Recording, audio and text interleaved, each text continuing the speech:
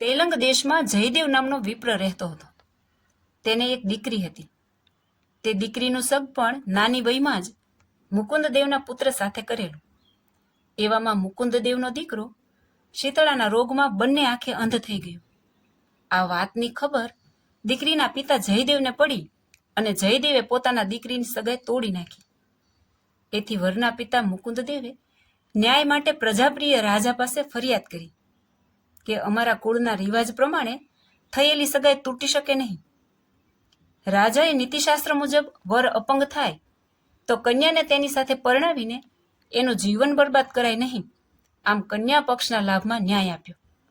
અને એથી રોષે ભરાયેલા વરના પિતા મુકુંદદેવ રાજાને શાપ આપી દીધો કે તમે અન્યાય કર્યો છે, માટે રાક્ષસ થઈને દુઃખ ભોગવો. રાજાને ધર્મ સંકટમાં શાપ થયો જોઈ કન્યાના પિતાએ પોતાના પુણ્ય બળે વરદાન આપતા કહ્યું, હે રાજન, જાઓ, એ રાક્ષસના દેહમાં તમને પ્રગટ ભગવાનનો ભેટો થશે. એ વાતને 9 માસ વીત્યા ને આ રાજવીનું મૃત્યુ થયું. રાજા મુકુંદદેવના શાપે રાક્ષસ થયો. આ રાક્ષસ યોનિમાં તે વેંકટાદ્રીના જંગલોમાં રહેતો હતો. જ્યારે પ્રભુ નીલકંઠવર્ણી વન વિચરણમાં એ વેંકટાદ્રીના જંગલમાંથી પસાર થયા એ વેળાએ તેમનો ભેટો નીલકંઠ પ્રભુના ચરણારવિંદના સ્પર્શ થતા થયો. એને પોતાની આ અધોગતિનો અનુતાપ થયો ને પ્રભુનો અનુગ્રહ થયો. આમ વર્ણી વેશે વિચરણ કરતા પ્રભુના આશીર્વાદ પામેલા એ રાજા રાક્ષસોનીમાંથી છૂટીને એમને સત્સંગમાં જેતપુરના કાઠીકુળમાં રતા બસિયા નામે જન્મ થયો હતો. જેઓ સ્વભાવે થોડા બાળાભોળા હતા, પરંતુ શ્રીહરિનો પ્રત્યક્ષ યોગ થતા તેઓ કાયમ સખા ભાવે રહેતા. એમને શ્રીહરિ સાથે અતિ આત્મબુદ્ધિ થયેલ. રતો બસિયા ગઢપુરમાં હોય ત્યારે જીવા બાપુના દરબારગઢમાં રહેતા. શ્રીહરિ તેની સાથે ઘણી રમૂજ કરતા અને ભાઈબંધ માનતા. પોતાના થાળની પ્રસાદી અને વસ્ત્રો આપતા. વળી શ્રીહરિ તેને વારે વારે કહેતા, રતા, જે ઈચ્છા હોય તે કહેજો, તમારા અમે ભાઈબંધ છીએ. ત્યારે તે બોલે કે અરે મહારાજ, તમે તો ભગવાન છો, તમારાથી કાંઈ અધિક નથી. વળી તમારાથી કાંઈક અધિક આ જગતમાં જોઈએ શું? જ્યારથી તમારે શરણે આવ્યો છું ત્યારથી બધી તૃષ્ણા નાશ પામી છે, દુઃખ માત્ર ટળી ગયા છે. હવે આટલું સુખ છે છતાં માગીએ તો ભિખારી કહેવાય ને? આ સાંભળીને શ્રીહરિ હસી પડતા અને કહે, જે રતા ભગત, તમે અમારા ભાઈબંધ છો, આવા કોઈ ભાઈબંધ અમને મળ્યા નહીં. રોજ માગવાનું કહીએ છીએ છતાં માગતા નથી ને સદાય શાંત રહો છો. આમ તેઓની પરિપક્વ નિષ્ઠા જોઈને મહારાજ અતિ રાજી થતા. એક સમયે શ્રાવણ મહિને વરસાદની હેલી જામી હતી. શ્રીહરિ ગઢપુરમાં દાદા ખાચરના દરબારમાં આથમણા બારના ઓરડાની ઓસરીએ સભા ભરીને બેઠા હતા. સભામાં શ્રીહરિ બોલ્યા, સુરા ખાચર, આજે તો ઘેલા નદીએ પૂર આવ્યું છે. સામા કાંઠે જે નીલકંઠ મહાદેવ છે તેમની પૂજા આપણે દરરોજ મોકલીએ છીએ, તેનું આજે કેમ થયું? ત્યારે સુરા બાપુ કહે, ભણું મહારાજ, આજે વરસાદ વરહે છે તો પૂજા લઈને કોઈ જઈ શક્યું નથી ને ઘેલા નદીમાં પાણી પણ ઘણું છે. ત્યારે મહારાજે સભામાં વાત કરી કે નીલકંઠ મહાદેવની પૂજાની સામગ્રી લઈને ત્યાં કોણ જશે? 2 વખત કહ્યું પણ કોઈ બોલ્યું નહીં.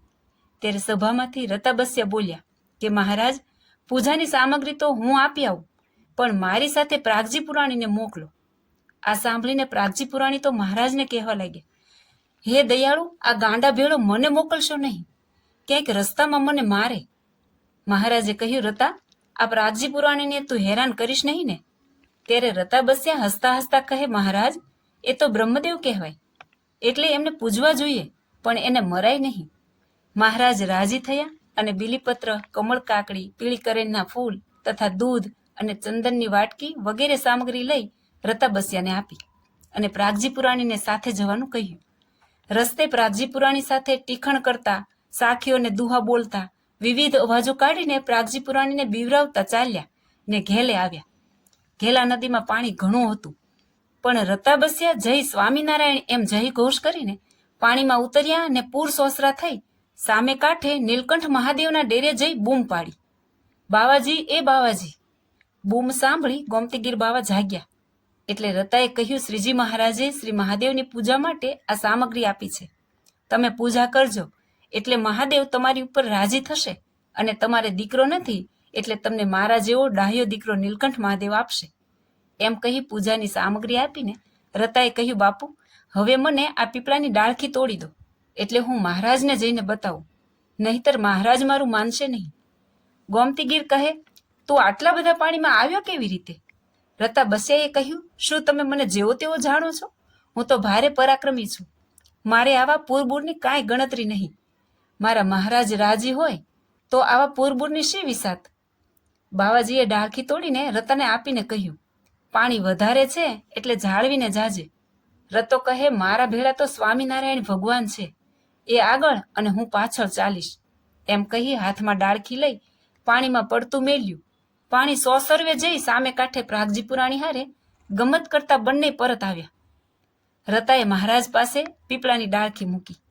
મહારાજે કહ્યું, રતા, નદીમાં એટલું બધું પૂર હતું, તેમાં તને બીક ન લાગી? રતાએ કહ્યું કે, અરે મહારાજ, તમારી આજ્ઞા થાય તો આખી પૃથ્વીમાં આંટો મારીને આવું. તમો ભેળા હો એટલે મારે કોઈ જાતનો વાંધો જ નહીં. રતાનું વચન સાંભળી શ્રીહરિ રાજી થયા અને કહ્યું કે, રતા, તારે કંઈ માગવું હોય તો માગ. ત્યારે રતાએ કહ્યું, મહારાજ, મારે કાંઈ માગવું નથી, પણ તમોએ આ 2 વાઘ રાખ્યા છે એનાથી હું ડરું છું. મહારાજ કહે, એ વાઘ વળી કોણ? રતા બસિયાએ કહ્યું, આ રતનજી અને ભગુજી 2 જણા વાઘ જેવા છે અને મને તમારા દર્શન કરવા આવવા દેતા નથી. તો તે બંનેને કહો કે મને અટકાવે નહીં. મહારાજ કહે, બહુ સારું.